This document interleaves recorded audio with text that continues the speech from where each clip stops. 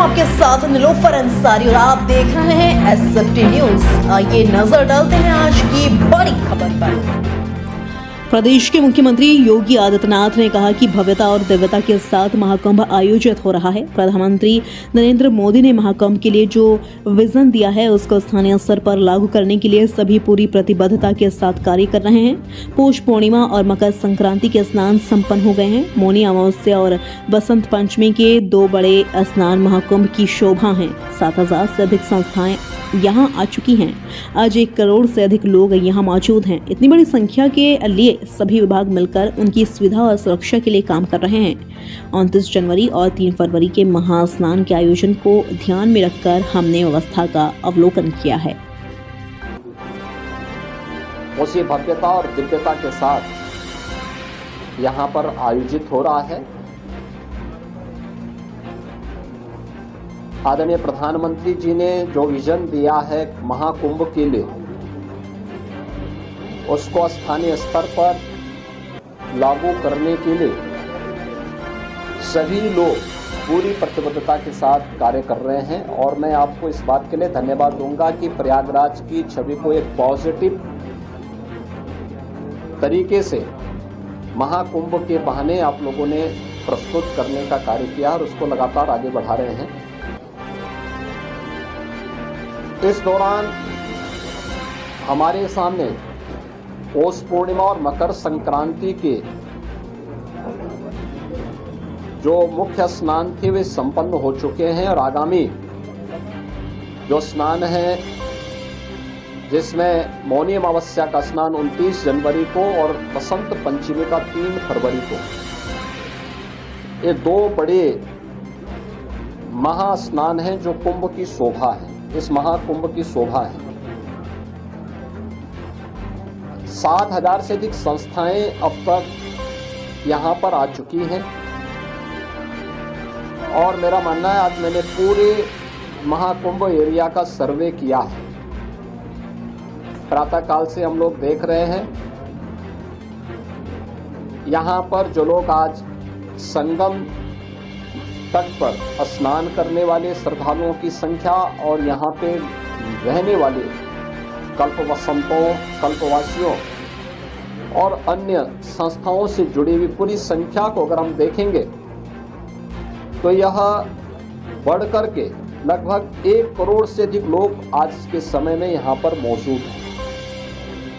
यानी इतनी बड़ी संख्या, और उसके लिए पूरी तत्परता के साथ यहाँ पर सभी विभाग मिलकर के, केंद्र और राज्य सरकार के सभी विभाग मिलकर के पूरी प्रतिबद्धता के साथ लग करके उनकी सुविधा के लिए, उनकी सुरक्षा के लिए, भव्य दिव्य और डिजिटल कुंभ की परिकल्पना को साकार करने के लिए, उनकी आस्था को सम्मान देते हुए और आधुनिकता के साथ जोड़ने के लिए कार्य हो रहा है। आज इन्हीं सब मुद्दों पर बीच में यहाँ पर प्रदेश सरकार के वरिष्ठ अधिकारी, चीफ सेक्रेटरी, डीजीपी और अन्य अधिकारियों को भी हम लोगों ने भेजा था। आज एक बार हम लोगों ने फिर कितना कुछ और आगे बढ़े हैं। 29 और 3 फरवरी के महास्नान के आयोजन को ध्यान में रख करके पूरी व्यवस्था का हम लोगों ने अवलोकन किया है और मुझे पूरा विश्वास है कि भगवान प्रयागराज और माँ गंगा की कृपा से हम लोग यहाँ पर इन दोनों स्नानों को भी सकुशल संपन्न करने में सफल होंगे।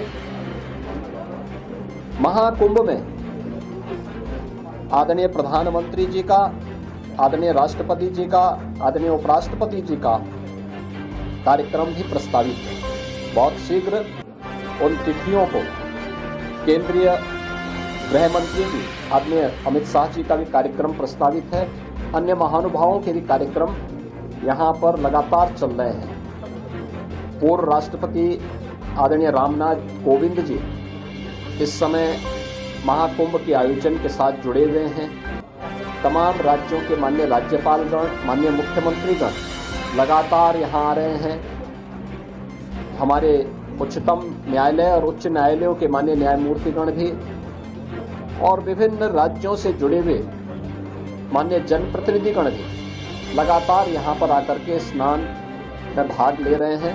लाखों की संख्या में संतों कल्पवासियों की उपस्थिति वर्तमान में प्रयागराज में है। बड़ा भव्य और दिव्य आयोजन हो रहा है, अनेक धार्मिक अनुष्ठान हो रहे हैं और प्रयागराज की महिमा जिन कार्यों के लिए जानी जा रही है, माँ गंगा, माँ यमुना और माँ सरस्वती की इस त्रिवेणी में वह सब कुछ आज यहाँ पर देखने को मिल रहा है।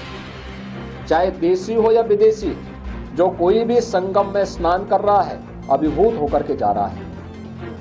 मुझे यानी मकर संक्रांति और पौष पूर्णिमा के दिन ये सौभाग्य हमें नहीं मिला कि हम लोग स्नान कर सके, लेकिन क्योंकि हम लोगों ने अपने आप को ही प्रतिबंधित कर रखा था कि कोई भी यहाँ पर नहीं जाएगा। केवल सामान्य संतों श्रद्धालुओं के लिए वो सुविधा थी। लेकिन जो भी आया उन्होंने आपके माध्यम से जो बातें कही और खासतौर पर संतों और श्रद्धालुओं की उनकी आस्था को हम जान सकते थे। तमाम विदेशी भी इस अवसर पर संगम में स्नान करके बड़े अभिभूत थे। कल मेरे पास यूरोप से जुड़े हुए कुछ श्रद्धालु आए थे, कुछ लोग आए थे, कुछ पर्यटक आए थे और प्रयागराज की महिमा का गान किस भाव के साथ कर रहे थे। आज आपने कुछ चैनल में उसको देखा भी होगा, किस प्रकार क्या श्रद्धा का भाव था। देखिए, वे हिंदी नहीं जानते, संस्कृत नहीं जानते, लेकिन हिंदी की चौपाई को, हिंदी की यानी संस्कृत की मंत्रों को, अवधि की चौपाइयों को और सनातन धर्म से जुड़े हुए स्त्रोत और मंत्रों को किस लय के साथ सस्वर वे लोग गा रहे थे और माँ गंगा और यहाँ के धामों के बारे में कितनी श्रद्धा का भाव उनके अंदर देखने को मिल रहा था। यह विभूत करने वाला है और यही तो आदरणीय प्रधानमंत्री जी का संदेश है। महाकुंभ का एक ही संदेश, एकता से ही अखंड रहेगा यह देश, और यही एकता और अखंडता का संदेश महाकुंभ का संदेश है। उसी संदेश के साथ इस बड़े आयोजन के साथ हम सब जुड़ रहे हैं। धन्यवाद।